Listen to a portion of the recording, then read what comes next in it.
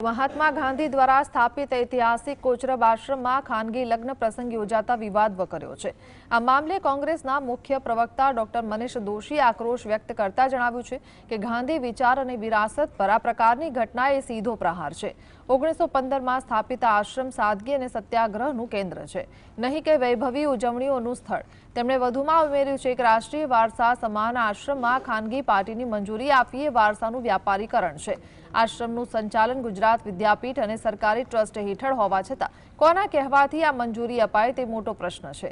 આ ઘટનાથી આશ્રમની પવિત્રતા ભંગ થઈ છે અને ગાંધીજીના આદર્શોનું અવમૂલ્યન થયું છે।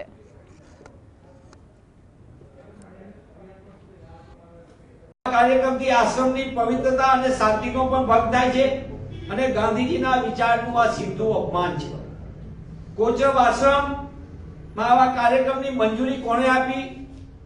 સત્તાધીશો લીપાથોપી કરે એ સંપૂર્ણપણે ગેરવ્યાજબી છે। આ એમને સંપૂર્ણપણે શુદ્ધ ચિત્તે એપ્લાય ધી માઇન્ડ કરીને, વિધાઉટ માઇન્ડ નથી કર્યું, આ એપ્લાય ધી માઇન્ડ કરીને સુનિયોજિત રીતે આવા કાર્યક્રમો કરીને ગાંધીની વિરાસતને નુકસાન પહોંચાડવાનું પાપ કર્યું છે।